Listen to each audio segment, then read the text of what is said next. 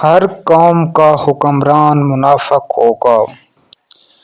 حضرت ابو بکر رضی اللہ تعالی عنہ سے روایت ہے کہ رسول اللہ صلی اللہ علیہ وسلم نے ارشاد فرمایا، قیامت اس وقت تک نہیں آئے گی جب تک ہر قوم کا حکمران منافق نہیں بن جاتا۔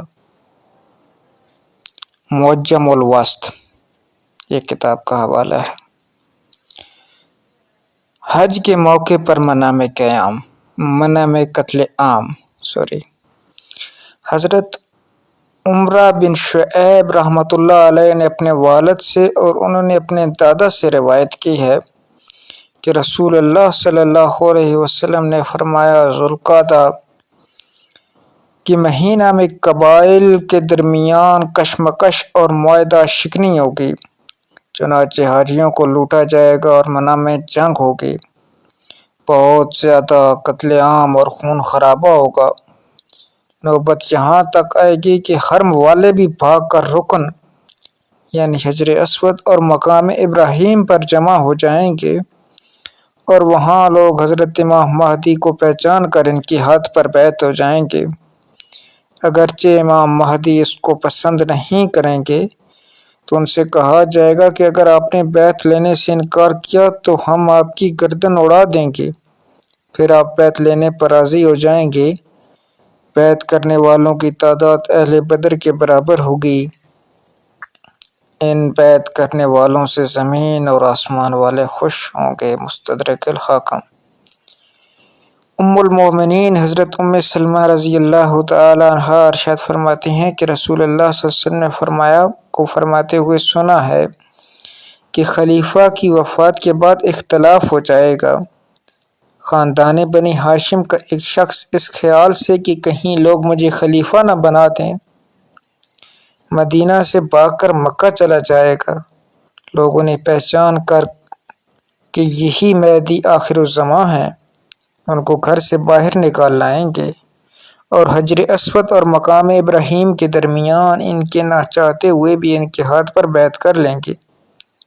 ان کی بیعت کا سن کر شام سے ایک لشکر ان سے مقابلہ کرنے کے لیے روانہ ہوگا، چنانچہ یہ لشکر بیضاء کے مقام پر جب پہنچے گا تو زمین میں دھنسا دیا جائے گا۔ اس کے بعد ان کے پاس عراق سے اولیاء اور شام کے ابدال حاضر ہوں گے۔ پھر ایک شخص شام سے نکلے گا جس کے ننھیال قبیلہ کلب میں ہوگی، وہ اپنا لشکر حضرت مہدی کے خلاف مقابلے کے لیے روانہ کرے گا۔ اللہ تعالیٰ اس لشکر کو بھی شکست سے دوچار کرے گا جس کے نتیجے میں ان پر آفت آئے گی۔ یہی بنو کلب کی جنگ ہے جس کے بارے میں کہا گیا تھا کہ وہ شخص خسارے میں رہے گا جو بنو کلب کی غنیمت سے محروم رہا۔ پھر وہ حضرت مہدی خزانوں کے منہ کھول دیں گے اور مال تقسیم کریں گے اور اسلام دنیا میں مستحکم ہو جائے گا۔ وہ اس طرح 7 یا 9 سال رہیں گے۔ مجمع الزوائد اور طبرانی میں یہ روایت نقل ہے۔